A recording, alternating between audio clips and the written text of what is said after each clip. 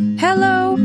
Welcome to the Serene Sessions, where hearts speak and secrets unfold. Ako si DJ Serene, ang inyong tagapaghatid ng mga kwento ng buhay, pagmamahal, at mga pagsubok. Kung bago ka lang dito, don't forget to like, share, and subscribe para lagi kang updated sa ating mga kwento. Ngayon mga kasesyon, isang kwento na naman ang ating babasahin mula sa isa sa ating mga tagapakinig. Ito ang kwento ng isang lalaking dati marangya ang buhay, laging naka-Fortuner, pero ngayon nagbago ang kapalaran at nakabike na lamang. Pero higit pa sa material na mga bagay, ang kwento niya ay isang paalala kung gaano kalaki ang nagagawa ng ating mga desisyon sa buhay. Mga kasesyon, sabay-sabay nating pakinggan ang kanyang kwento.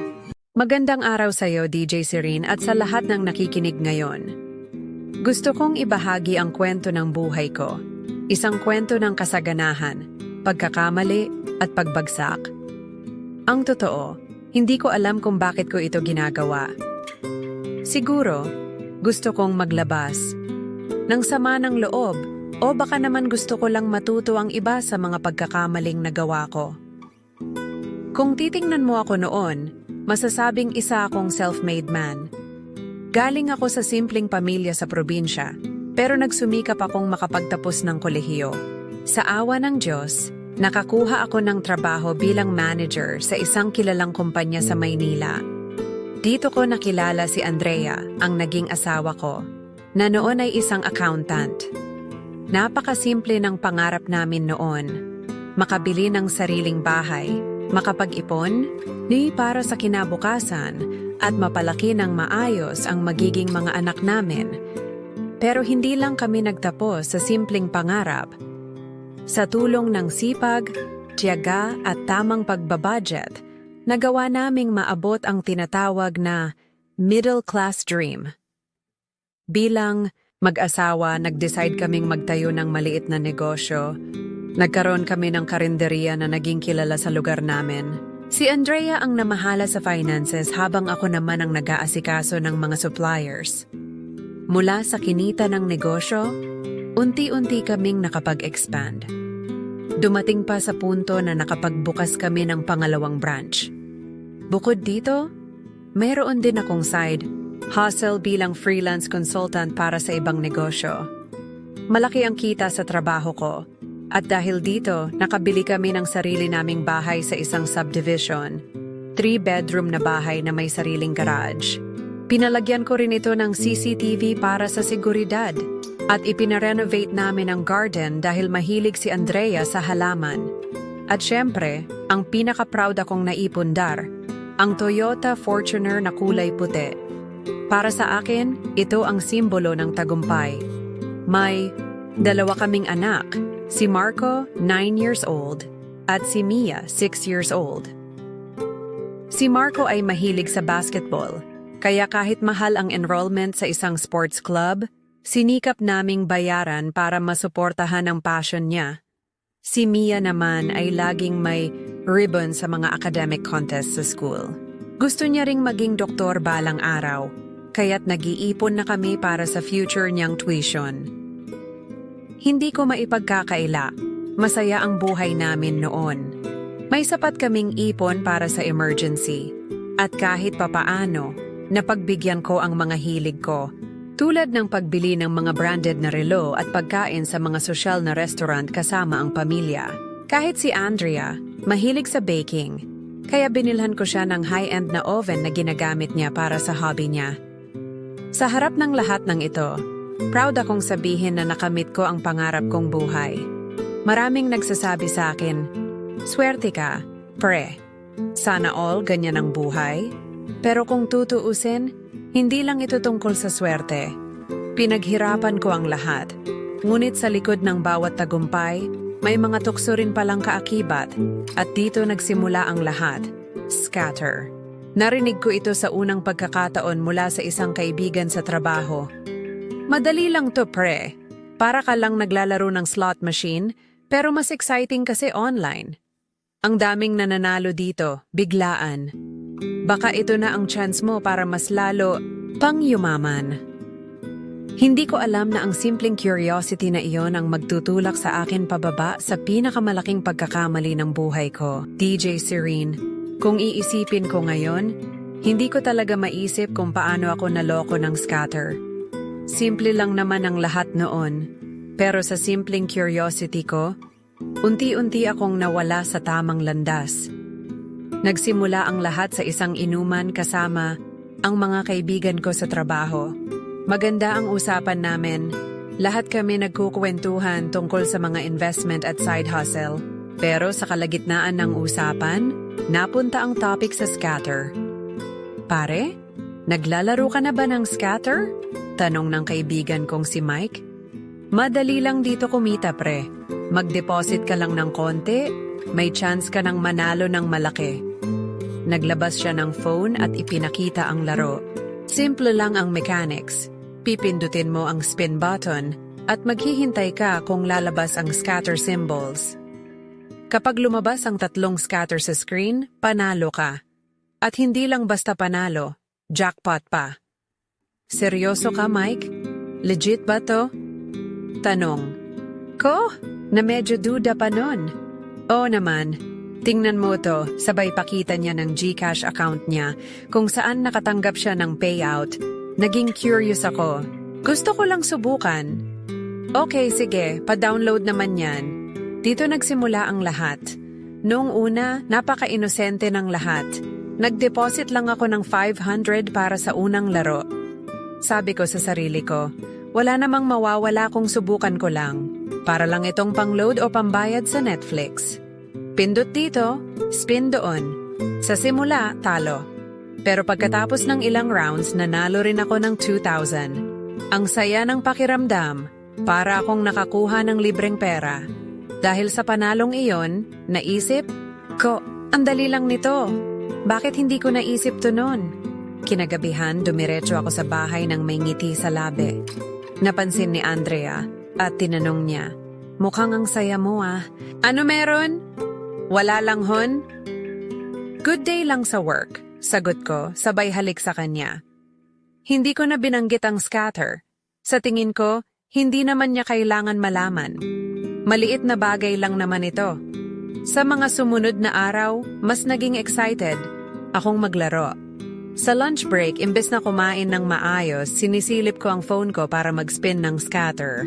Minsan, kapag pauwi na ako, nagpa-park muna ako sa gilid ng kalsada para maglaro. Sa isip ko, isang jackpot lang, makakabili na ako ng second car. Baka pwede ko ring dagdagan ang savings namin. Sa simula, nananalo ako ng maliliit na halaga. Minsan 1,000, minsan 5,000. Pero dahil sa panalong iyon, naisip ko, kung itataya ko ulit, baka mas malaki ang mapanalunan ko. Dito nagsimula ang cycle ng pagtaya at pagtalo. Kapag nanalo, nagtataya ulit. Kapag natalo, babawi. Habang lumalaki ang taya ko, nagsimula na rin akong magsinungaling kay Andrea. Isang araw, tinanong niya ako kung bakit parang laging huli akong umuwi galing trabaho. May overtime lang hon. Maraming ginagawa sa office, sagot ko. Pero ang totoo, nauubos ang oras ko kakalaro ng scatter sa parking lot bago umuwi. Ang masama, nagsimula na rin akong gamitin ang ibang pera namin. Yung 10,000 na pang tuition ni Marco, ginamit ko para sa laro.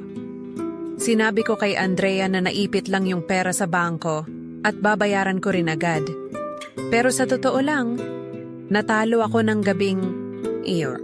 Hindi ko alam kung paano ko ipapaliwanag kapag napansin niyang wala na ang ipon namin. Scatter ang naging bagong bisyo ko. Mas naging exciting ito kaysa sa pagpunta sa mall o pagkain sa mga sosyal na restaurant. Ang bawat spin ay may halong takot at excitement.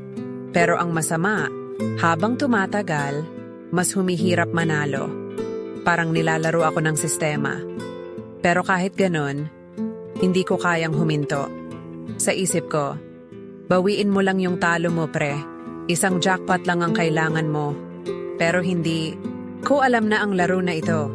Unti-unti nang sinisira ang buhay ko at ang buhay ng pamilya ko.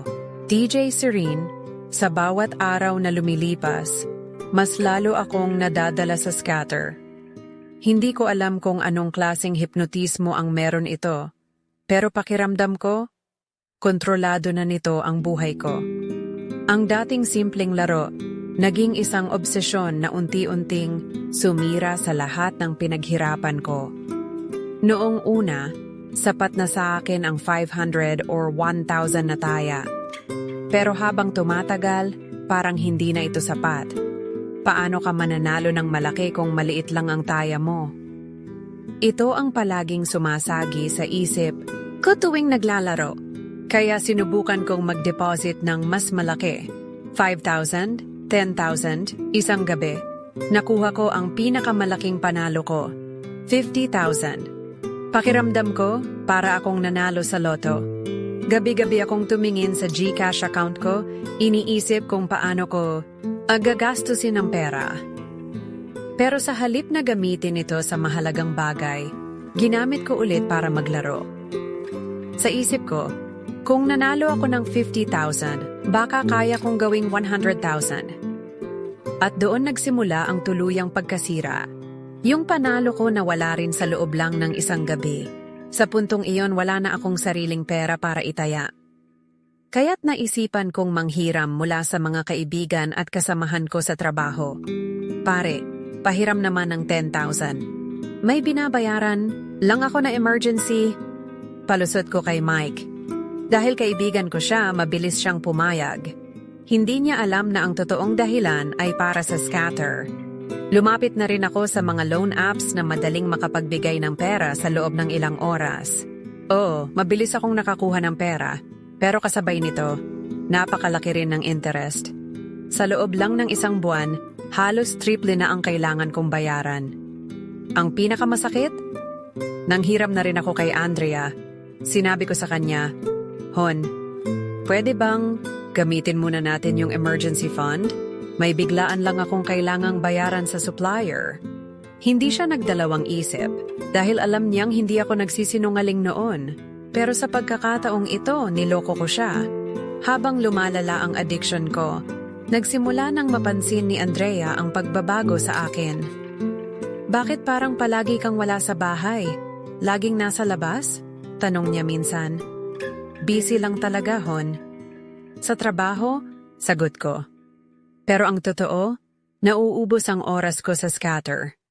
Kahit nasa trabaho, pasimple akong naglalaro sa ilalim ng desk. Minsan, nakita niya akong hawak ang telepono at mukhang abala. Tinanong niya ako, anong ginagawa mo? Sa panic, sinabi ko, nagbabayad lang ng bills. Pero sa totoo lang, tinataya ko na ang huling $1,000 sa GCash account ko. Dahil sa pagkabisi ko sa scatter, nagsimula na rin akong mapalayo sa pamilya ko. Napansin ko na hindi na ako nakakasama sa mga simpleng bagay tulad ng panonood ng TV o pagkain ng hapunan kasama ang mga bata. Tay, manonood ka ba ng basketball game ko bukas? Tanong ni Marco isang gabi.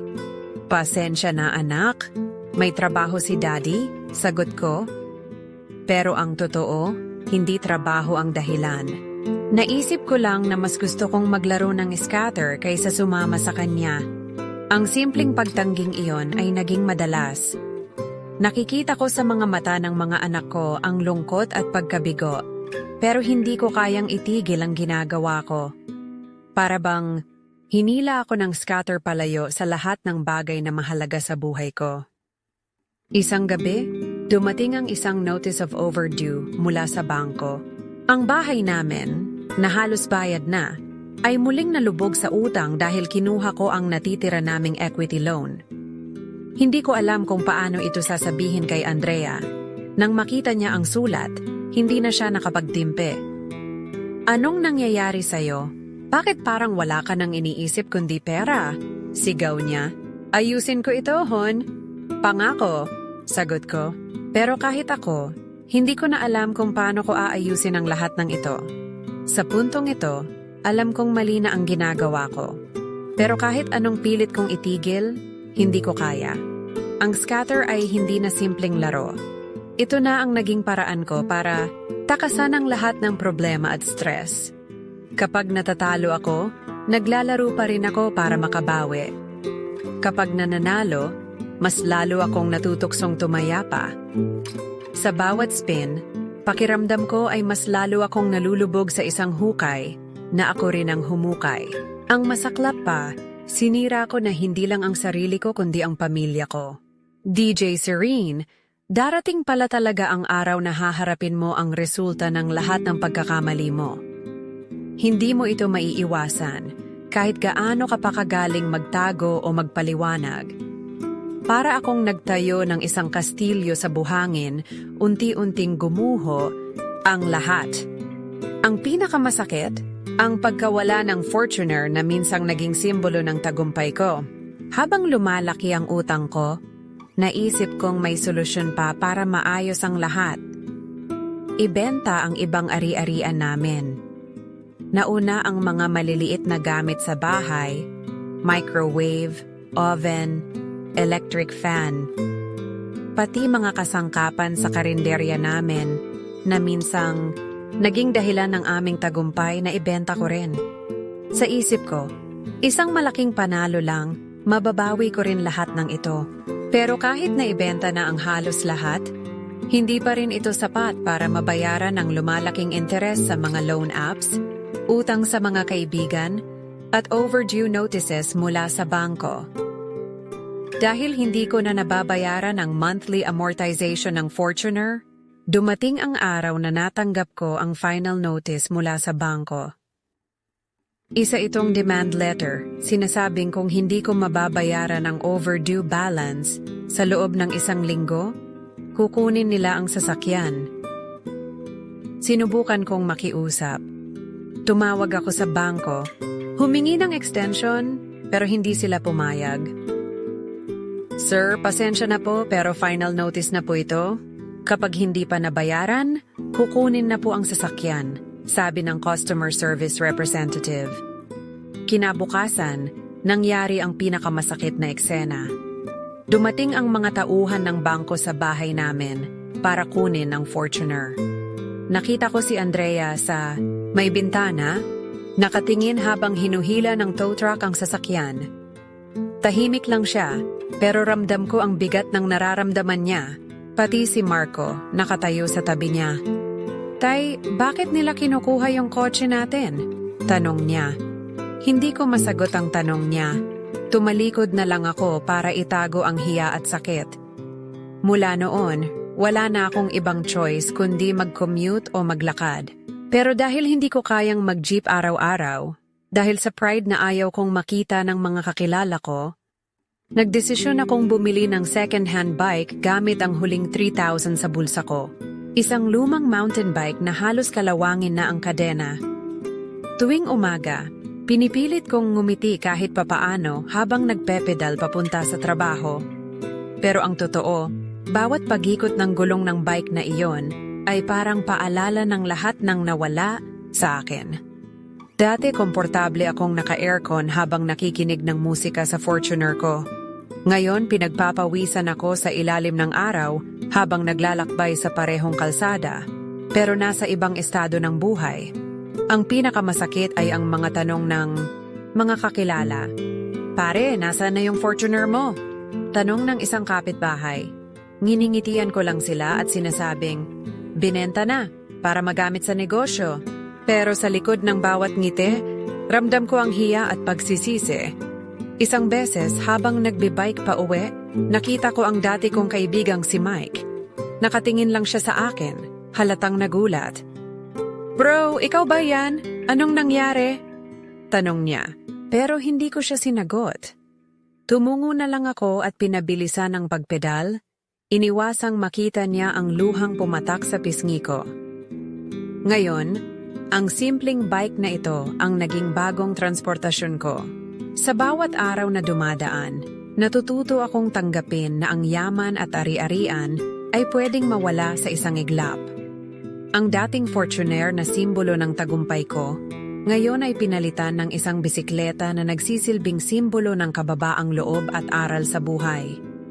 Minsan pala, Kailangan mong mawala ang lahat para makita mo kung ano talaga ang mahalaga.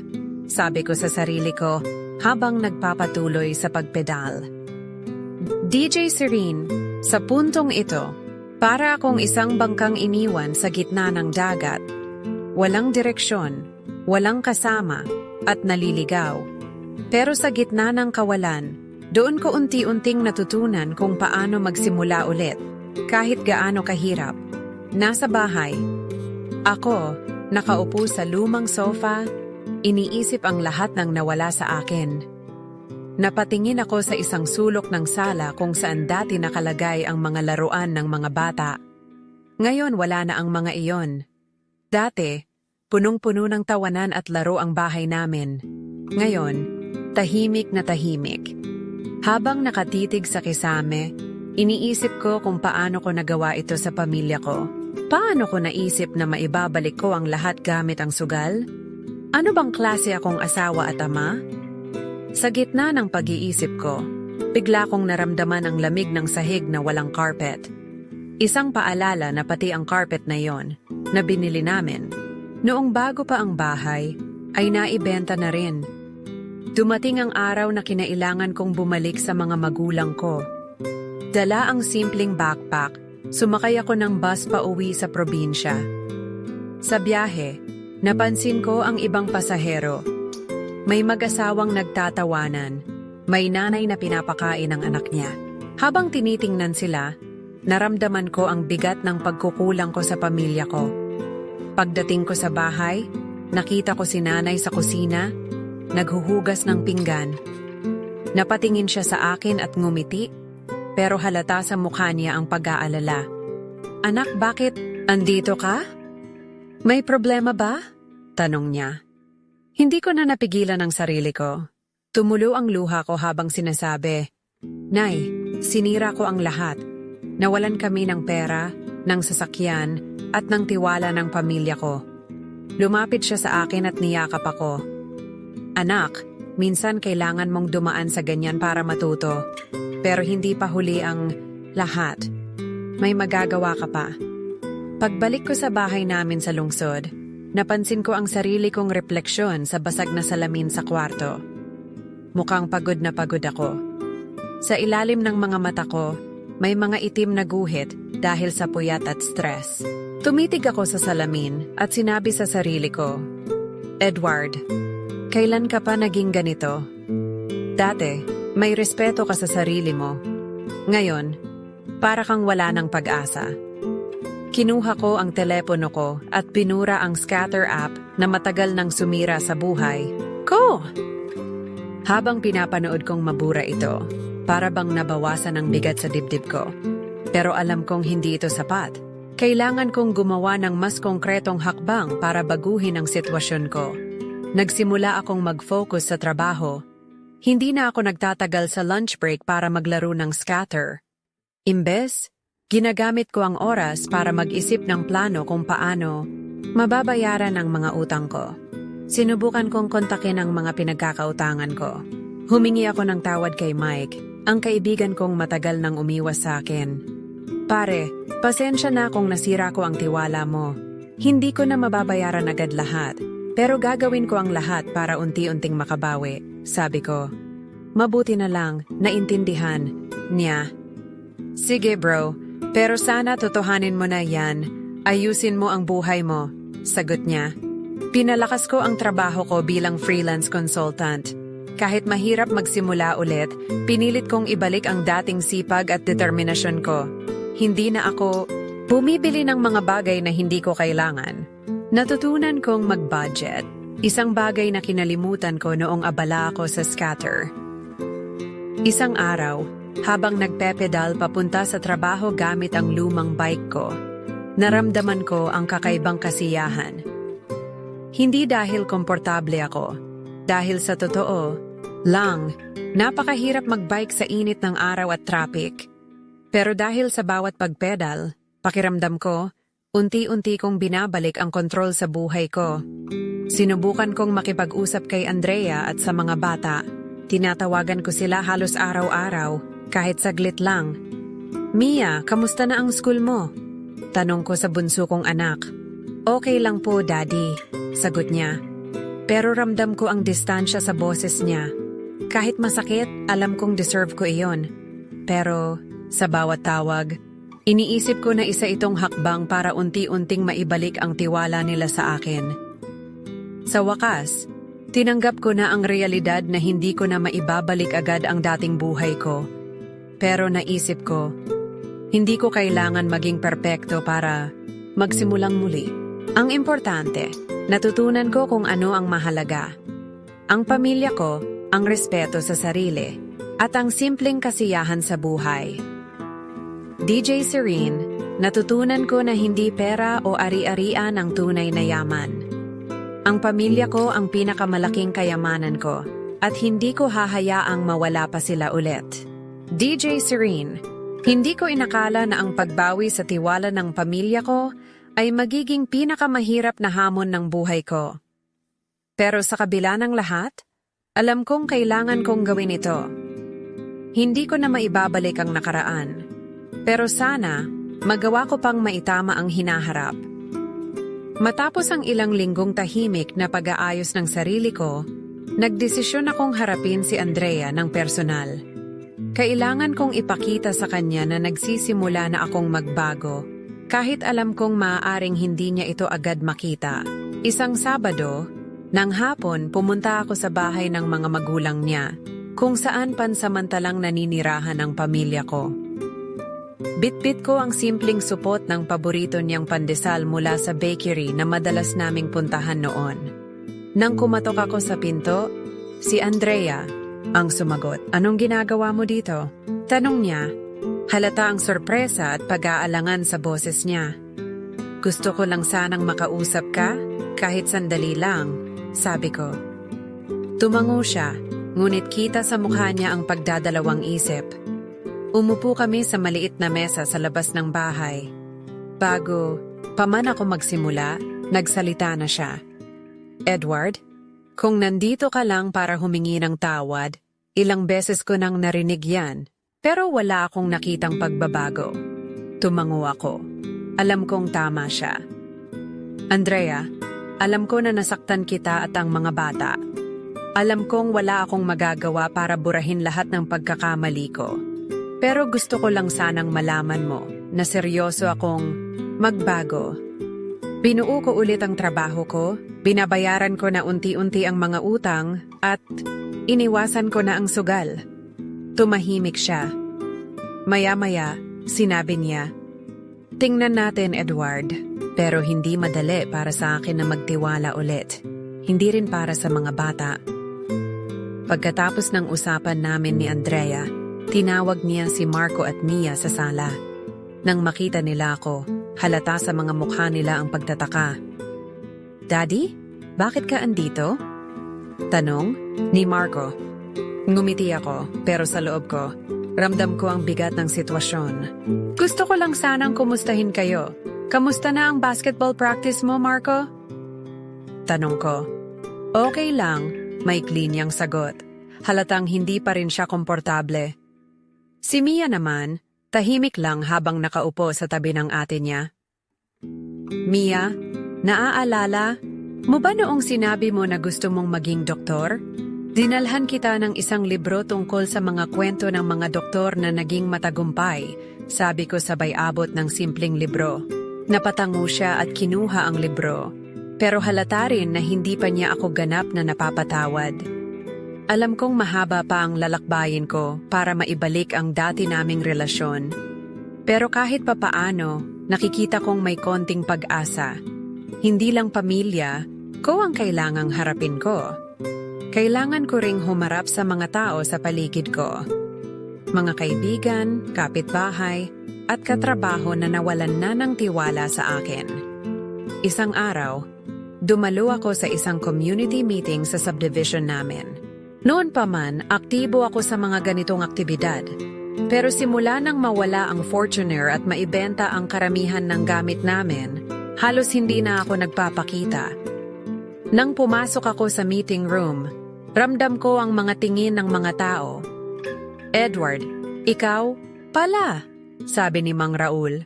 ang presidente ng Homeowners Association. Sa tono niya, halata ang sorpresa. Ngumiti ako at tumango. Oo, Mang Raul. Pasensya na kung matagal akong nawala. Marami lang talagang kailangang ayusin. Sagot ko. Habang patuloy, ang meeting, hindi ko maiwasang marinig ang mga bulong-bulungan ng iba. Siya ba yung nawalan ng kotse? Akala ko ang yaman niya dati, sabi ng isa. Pero imbes na magalit, tinanggap ko na lang ang mga komento. Alam kong hindi ko sila masisisi. Sa mga sumunod na buwan, dahan-dahan kong ibinalik ang respeto sa sarili. Hindi na ako nagmamadali na ayusin ang lahat ng sabay-sabay. Sinimulan ko sa maliliit na bagay. Pagbabayad ng maliit na utang kada linggo, pagiging present sa mga aktibidad ng mga bata, at pagbibigay ng oras kay Andrea para makita niyang totoo ang pagbabago ko. Isang araw, tinawagan ako ni Marco. Daddy, may laro kami sa weekend. Manonood ka ba? Tanong niya. Halos mapaiyak ako sa saya. Oo naman, anak. Nandun ako.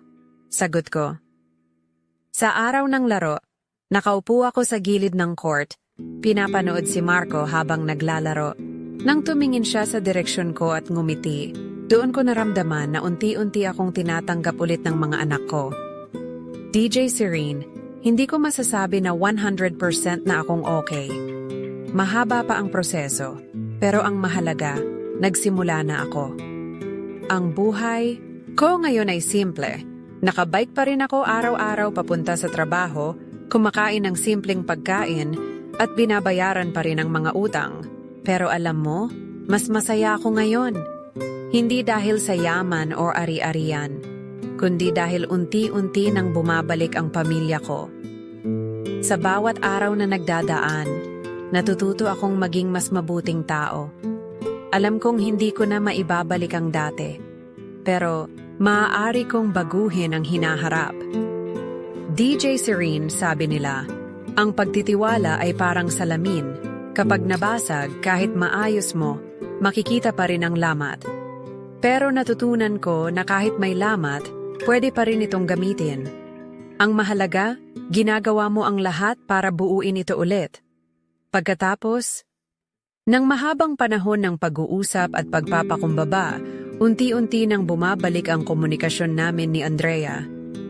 Isang araw, inimbitahan niya ako na sumama sa kanya para sa isang simpleng merienda kasama ang mga bata sa bahay ng mga magulang niya. Habang naghahanda ng pagkain, nagkaroon kami ng pagkakataon na mag-usap ng mas malalim. Edward, alam kong mahirap para sa iyo ang nangyari, pero sa totoo lang, mahirap din ito para sa amin, sabi niya. Akala ko dati, kaya natin lahat ng pagsubok. Pero nung nalaman ko ang tungkol sa scatter, parang hindi kita nakilala. Nakatitig lang ako sa kanya habang sinasabi niya ito. Alam kong mahirap para sa kanya na muling buksan ang sugat na dulot ng mga pagkakamali ko. Andrea, hindi ko alam kung paano kita masusuklian sa lahat ng ginawa mo para sa akin. Pero ito lang ang masasabi. Hinding-hindi ko nahahayaan na mangyari ulit ito. Ikaw at ang mga bata ang pinakamahalaga sa buhay ko at gagawin ko ang lahat para maibalik ang tiwala niyo. Sagot ko. Tumango siya. Tingnan natin, Edward. Pero kailangan mong ipakita, hindi lang salita. Sa sumunod na mga linggo, sinubukan kong bumawi sa mga anak ko. Lagi akong pumupunta sa mga laro ni Marco sa basketball. At sa tuwing nanalo ang team niya, palagi akong may bit-bit na simpleng treat, tulad ng ice cream or burger. Kahit maliit lang, nakikita kong masaya siya. Isang gabi, habang inaayos ko ang bike ko sa garahe, lumapit si Marco. Tay, pwede ko bang subukan ang bike mo? Tanong niya. Siyempre naman, anak, pero baka mabigat yan para sa'yo. Sagot ko na may ngiti. Sumakay siya sa bike at sinubukan itong ipedal sa paligid ng garahe. Nakita ko ang ngiti niya habang umiikot. Tay, masaya pala kahit nakabike lang, sabi niya. Napangiti ako. Oh, anak. Ang importante naman, kung paano mo ito ginagamit, hindi kung gaano ito kamahal. Si Mia naman, unti-unting naging malapit ulit sa akin. Isang gabi, habang inaabot ko ang libro na binigay ko sa kanya, sinabi niya, "Daddy, gusto ko pong maging doktor para makatulong sa mga taong naliligaw, kagaya mo." Napaluha ako sa sinabi niya at niyakap siya ng mahigpit. Bukod sa pag-aayos ng relasyon ko sa pamilya, pinagbuti ko rin ang trabaho ko. Sinigurado kong bayaran ang utang ko kahit paunti-unti. Nag-decide din akong makipagtulungan sa isang NGO na tumutulong sa mga tao na nahulog sa bitag ng online gambling. Naging bahagi ako ng mga seminar kung saan nagbabahagi ako ng kwento ng buhay ko para magbigay babala sa iba. Isang araw, habang nagkukwento ako sa isang event, lumapit ang isang lalaki at nagsabi, "Sir, maraming salamat sa kwento mo. Dati, iniisip ko na hindi delikado ang scatter, pero nung narinig ko ang nangyari sa inyo, natutunan ko na dapat akong huminto." Sa sandaling iyon, naramdaman ko na kahit papaano, may magandang dulot ang kwento ko. Habang naglalakad ako pa uwi gamit ang bike ko, napaisip ako kung gaano kalaki ang nabago sa buhay ko. Dati, abala ako sa material na bagay, kotse, pera, at ari-arian. Pero ngayon, mas natutunan ko ang halaga ng simpleng buhay. Isang umaga, tumigil ako sa tabi ng isang park habang papunta sa trabaho. Nakita ko ang mga bata na naglalaro, nagtatawanan, at walang pakialam sa mundo. Napangiti ako. Ito pala ang tunay na yaman, ang makita mong masaya ang mga mahal mo sa buhay, at ang malaman mong kaya mo ulit magsimula, gaano man kahirap. DJ? Serene, hanggang ngayon hindi pa tapos ang kwento ko. Pero masasabi kong nasa tamang landas na ako. Ang natutunan ko, hindi mo kailangang maging perpekto para magbago. Ang kailangan mo lang ay lakas ng loob, pagpapakumbaba, at pagmamahal sa mga taong mahalaga sa'yo. Ang bike na sinasakyan ko araw-araw ay hindi lang basta transportasyon. Para itong simbolo ng lahat ng natutunan ko, pagiging simple, pagiging totoo, at pagiging masaya sa kung anong meron ka. DJ Serene, ang paghingi ng tawad ay hindi garantiya na mapapatawad ka agad. Kahit anong gawin mo, nasa kamay pa rin ng taong nasaktan mo ang desisyon. At iyon ang pinakamasakit, ang hindi mo kontrolado ang kahihinatnan ng relasyon. Isang gabi, tumawag si Andrea sa akin. "Edward, pwede ba tayong magkita bukas? May kailangan tayong pag-usapan," sabi niya. Hindi ko alam kung dapat akong kabahan o umasa. Pero alam ko na mahalaga ang magiging usapan namin. Nagpunta kami sa isang coffee shop malapit sa bahay ng mga magulang niya. Pag-upo namin, diretso ang tingin niya sa akin. "Edward, ilang buwan ko nang iniisip ito. Gusto ko sanang tapusin ang pagiging magka-live-in natin. Kailangan ko ng oras para sa sarili ko at sa mga bata. Sa ngayon, hindi ko pa kayang ibalik ang tiwala ko sa'yo." Ramdam ko ang pagbigat ng dibdib ko sa sinabi niya. Parang bumalik lahat ng sakit at pagsisisi. Pero sa halip na magalit o magmakaawa, tumango ako. "Naiintindihan ko, Andrea. Hindi kita masisisi. Ginawa mo ang lahat para sa akin. Pero binigo kita. Ang importante ngayon ay kayo ng mga bata." Sa mga sumunod na araw, naramdaman kong nagbago ang takbo ng buhay namin. Si Andrea ay naging mas abala sa trabaho at sa mga bata. Hindi niya ako kinakausap ng madalas pero minsan, pinapayagan niya akong dumalaw. Nang makita kong masaya siya kasama ang mga bata, napagtanto ko na siguro, ito ang kailangan naming dalawa. Ang bigyan ng isa't isa ng oras at espasyo para maghilom. Isang hapon, habang nagbibisikleta pa uwi, huminto ako sa simbahan malapit sa amin. Umupo ako sa isang sulok at nagdasal. Hindi ko alam kung anong sasabihin ko. Pero naramdaman ko na ito ang tamang lugar para ilabas ang lahat ng bigat sa loob ko. "Panginoon, Kung talagang hindi na kami magkakasama ni Andrea, tanggap ko. Ang gusto ko lang ay maging masaya sila at sana mapatawad nila ako balang araw. Habang nagdarasal, ramdam ko ang kakaibang kapayapaan. Para bang tinanggap ko na ang katotohanan na ang pagbabago ay hindi palaging nangangahulugan na babalik ang lahat sa dati. Pagkatapos ng usapan namin ni Andrea, mas lalo kong pinagbuti ang sarili ko. Nagpatuloy ako sa pagbabayad ng mga utang at pag-focus sa trabaho. Lumapit din ako sa isang support group na tumutulong sa mga taong nalulong sa sugal. Isang gabi, habang nag-uusap kami ng mga kasamahan ko sa group, isang matandang lalaki ang nagsabi, "Ang pagbabago ay hindi para sa iba, ito ay para sa sarili mo.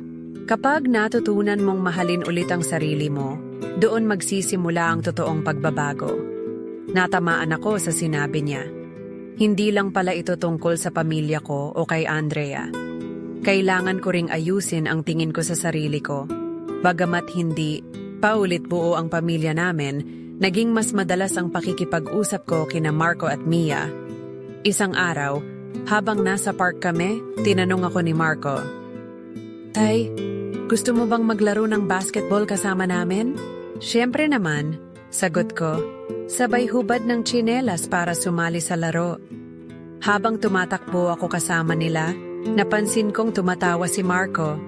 Si Mia naman, nanonood mula sa gilid, nag-cheer para sa akin. Sa sandaling iyon, pakiramdam ko, kahit papaano, natutupad ang isa sa mga pangarap ko. Ang makita silang masaya kahit wala kaming marangyang buhay. Minsan, habang ihahatid ko sina Marco at Mia pabalik sa bahay nila, tumigil ako sa labas para makausap si Andrea. "Andrea, gusto ko lang magpasalamat. Alam kong hindi madali para sa'yo na bigyan ako ng pagkakataon na makita ang mga bata.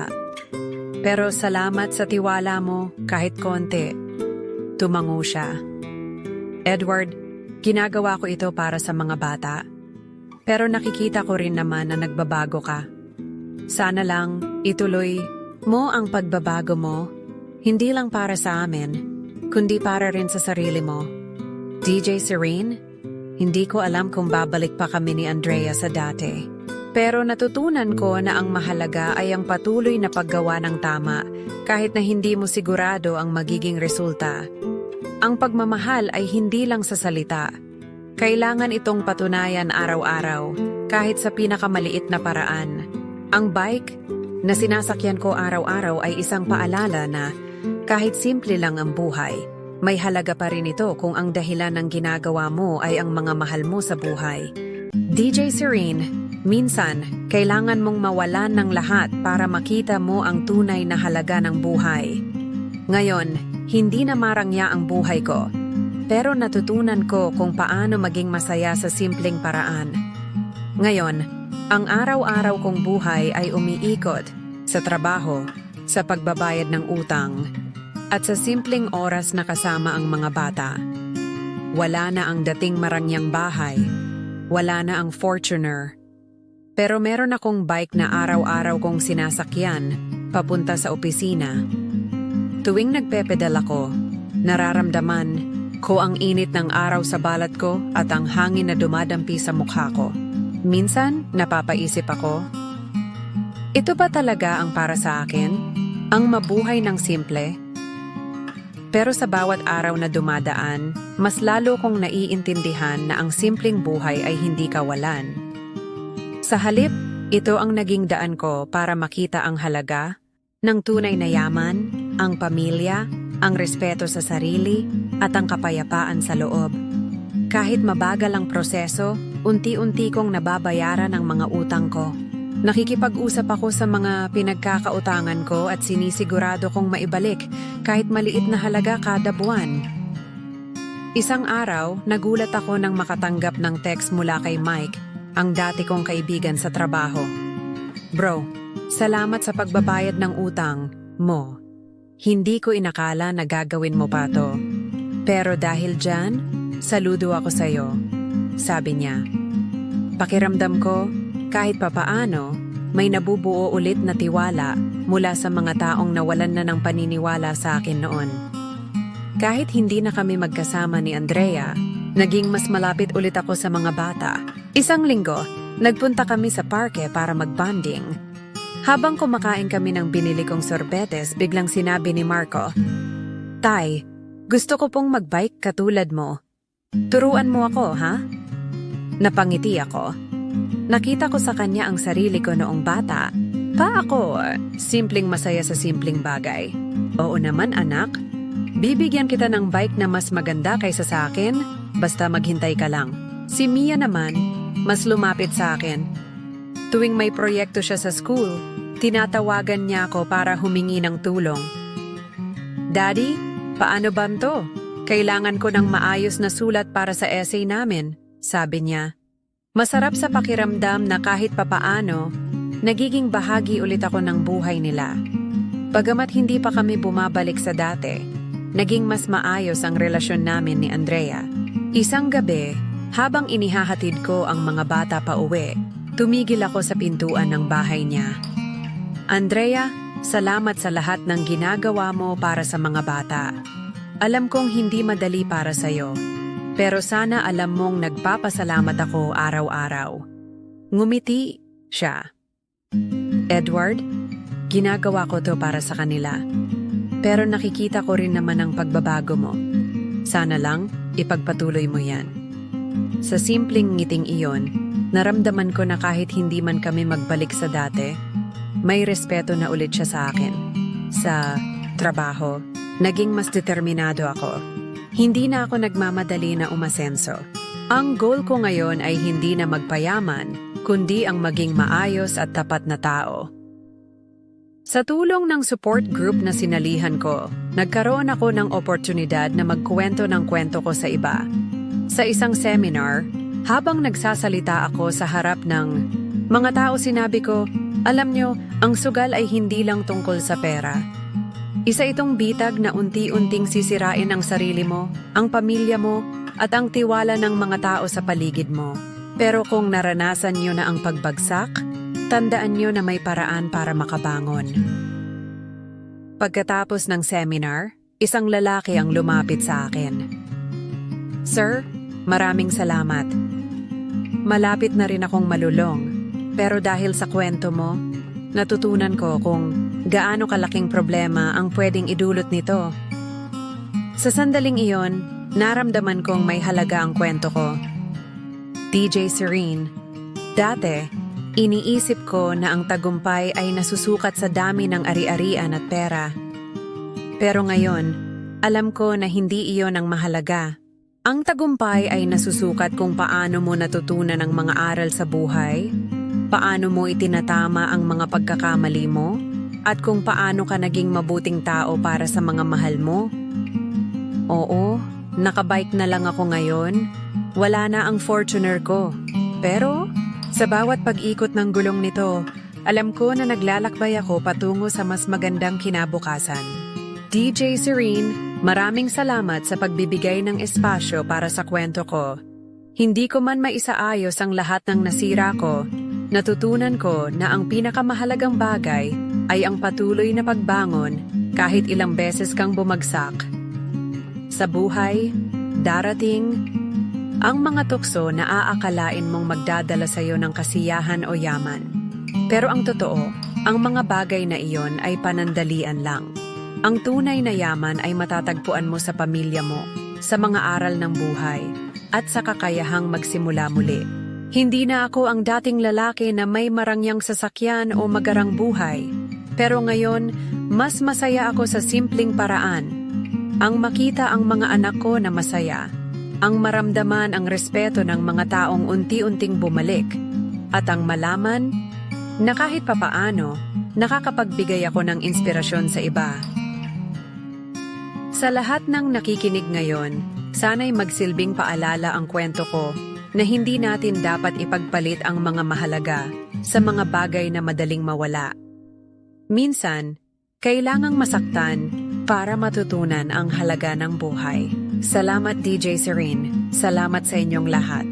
At sa bawat araw na sakay ako ng bike ko, Bitbit ko ang mga aral na natutunan ko, patungo sa mas maliwanag na kinabukasan. Mga kasesyon, napakalalim ng kwento ni Edward. Isa itong paalala na kahit anong pagsubok ang dumating sa atin, may pag-asa pa rin basta't handa tayong magbago at harapin ang ating mga pagkakamali. Huwag nating hayaan ang tukso o pagkatalo na magdikta ng ating buhay. Lahat tayo ay may kakayahang magsimula muli.